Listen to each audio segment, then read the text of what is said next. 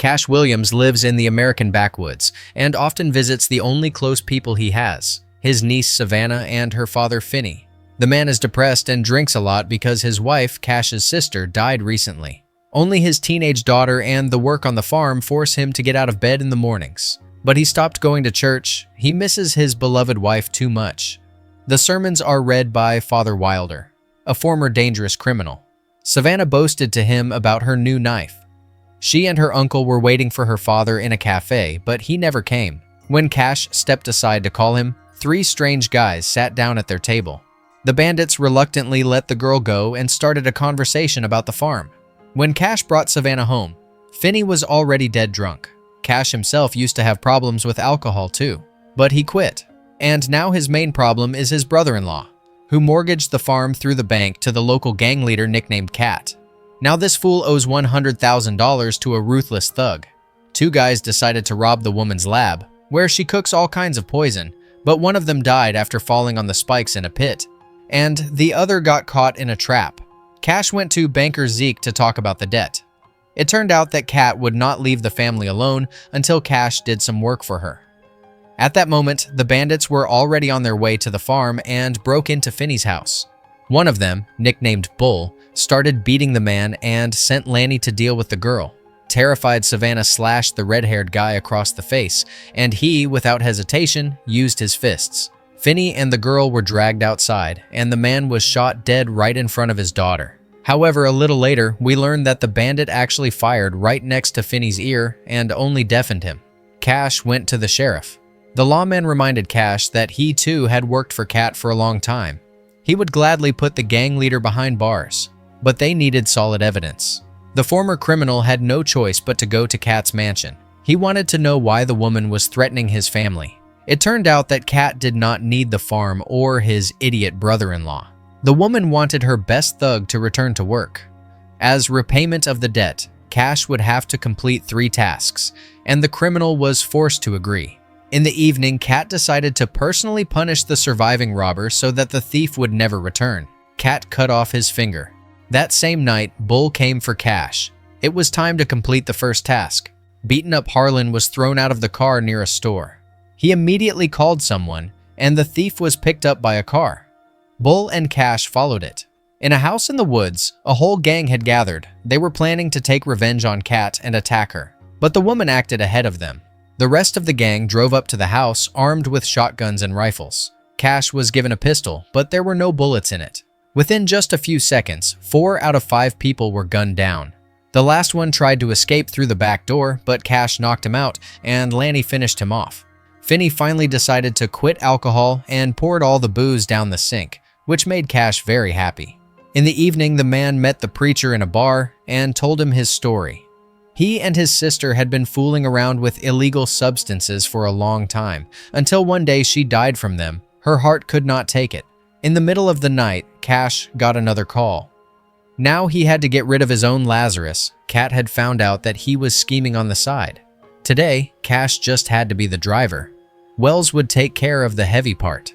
Lazarus got into the car. First, they had to meet with buyers of a large shipment of goods. The car stopped in a clearing. Lazarus and Cash unloaded the crates, but Wes was acting strangely. The dealer noticed it, but he did not expect that his old partner would shoot him right then.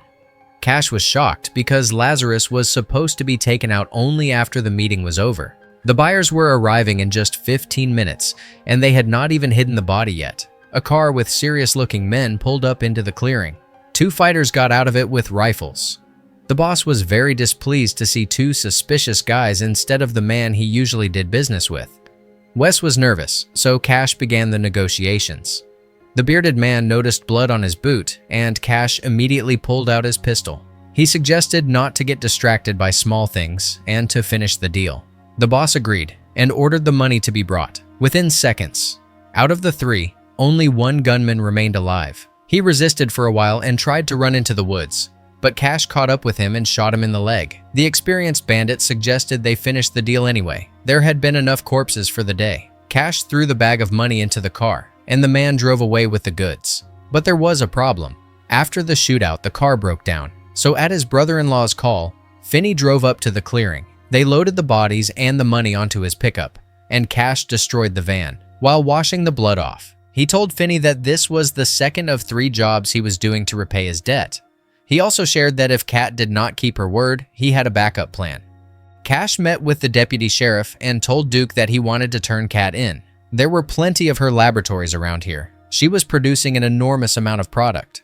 Duke was ready to pull his connections.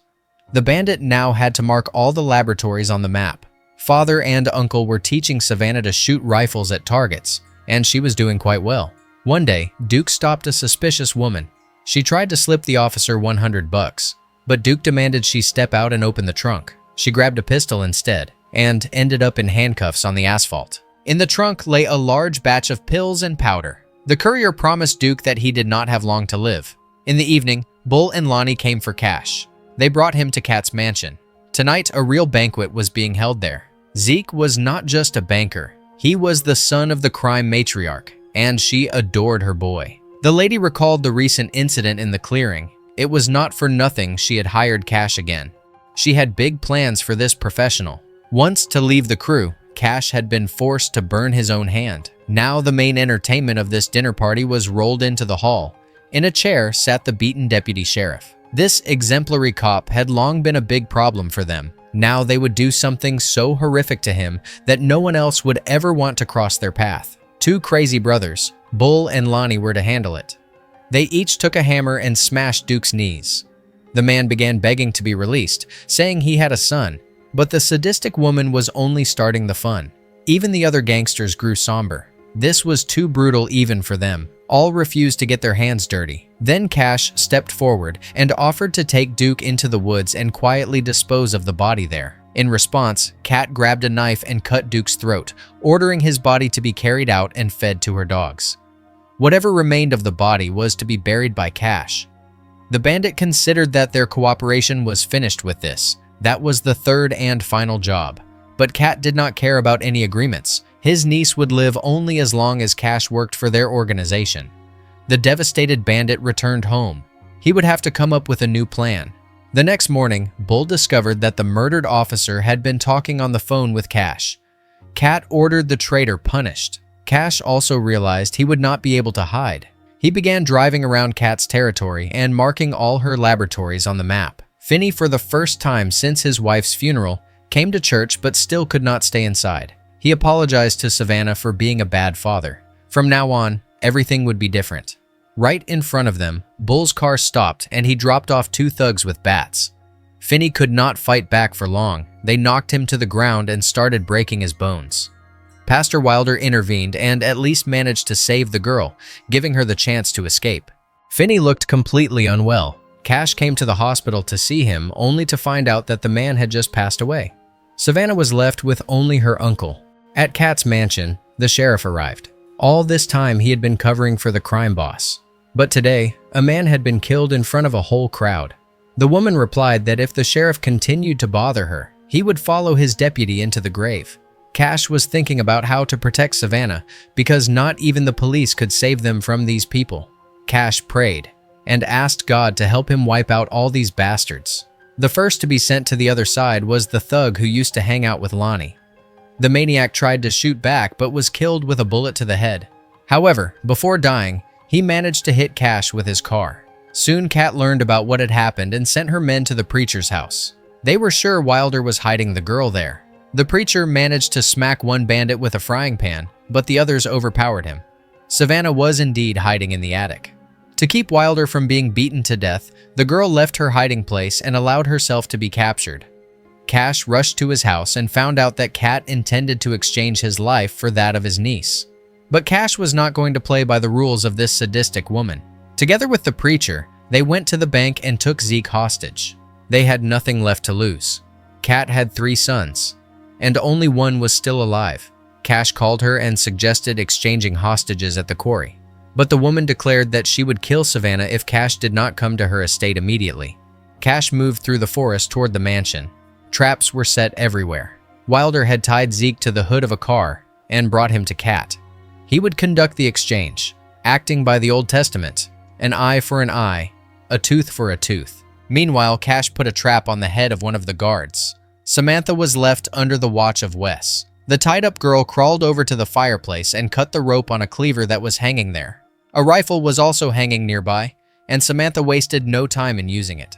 The exchange fell apart, and they opened fire on Wilder. The bandits had to be careful not to hit Zeke. They went around the car from both sides, and the preacher managed to shoot one of them. Out of the woods came Cash, who approached the house from the other side. After taking down 2 more, he got inside. Zeke managed to free himself and hid behind a tree. At that moment, the redhead grabbed a rifle and pumped several bullets into Wilder. He himself was shot in the leg.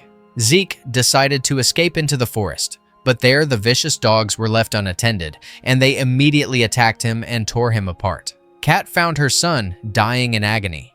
Wilder had a shootout with another gangster, and although he came out victorious, he took a bullet in the shoulder and passed out. Bull tried to get to Savannah, but it was not easy because the girl was firing back with the rifle. Unfortunately, she ran out of bullets, but just then Cash arrived to help. He lunged at Bull. The giant pulled out a knife and stabbed Cash in the stomach. Bull was about to finish the wounded man, but Cash stabbed him in the neck with a shard from a vase. Cash found Savannah and was about to leave. However, Kat returned to the house and shot him in the leg with a rifle. Another bullet hit him in the side. Cash asked his niece to jump out of the window and run out of the state. The girl reluctantly obeyed, and Cash was hit by yet another bullet. Kat swore she would find his niece at any cost. But it turned out Savannah had not abandoned her uncle. She ran in from the other side and drove her knife into Kat's temple. Wilder recovered and after some time returned to his congregation. Cash also survived. He became a father figure for Savannah. That is how the movie ends. Thank you for watching until the end.